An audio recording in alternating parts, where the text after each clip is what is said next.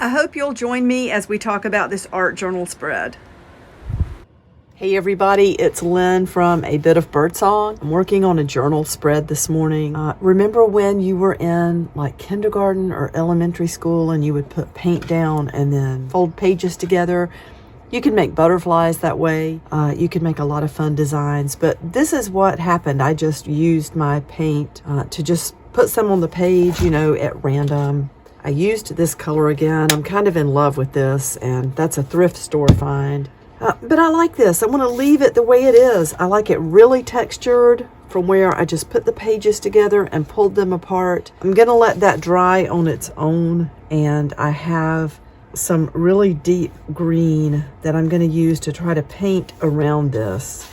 And while I'm at work today, this can dry. And who knows what we will do next with this journal spread, this art journal spread. We'll do something with it.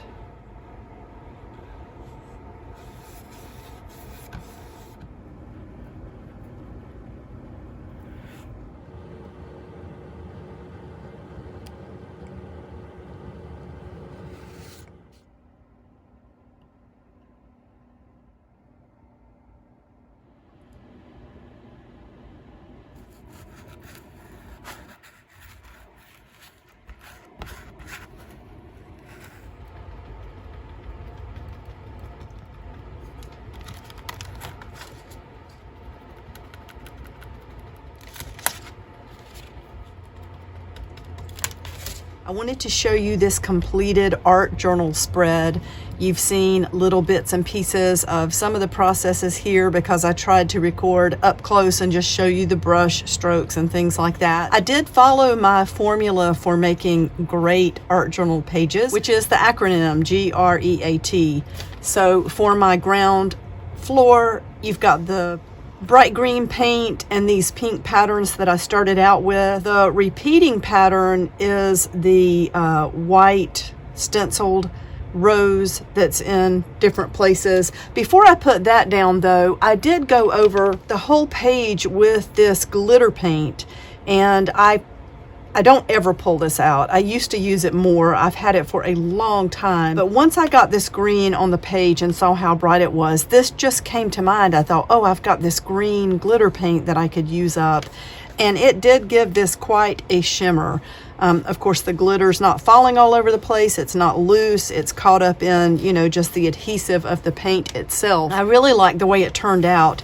It feels kind of dark, but also bright at the same time. I don't know if that makes sense. It did make me think about how that there's sort of this dark, depressing stage for some people, especially people who love to garden, and it seems like winter has lasted so long. You're so ready to get outside. There might be a couple of sort of warm days. It's like spring is kind of tempting us, and then it'll get cold again.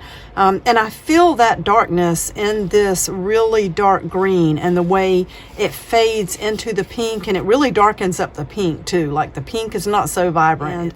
The ephemera part, so we did the ground level, the repeating pattern. The ephemera part is this little strip of words torn from a vintage seed catalog.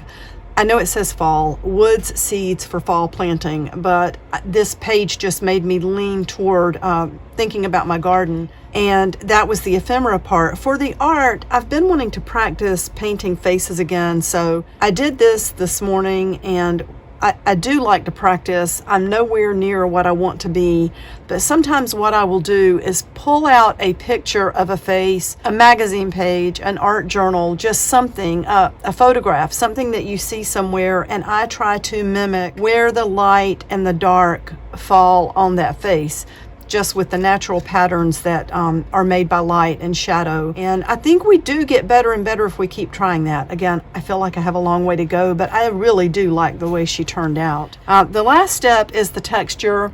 And for that, I used my little butterfly punch to punch butterflies out of some very bright spring patterned scrapbook paper.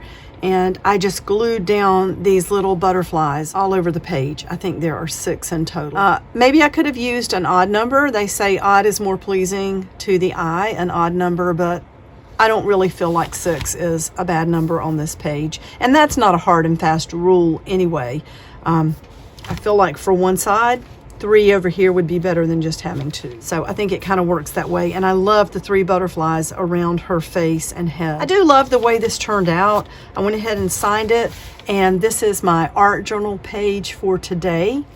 I did print out my steps for making the great journal pages.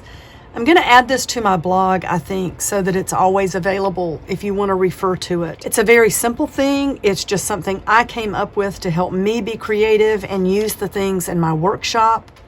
So feel free to try following this and see if it sparks some creativity for you. All right, thank you so much for watching. I will be back really soon, and bye for now.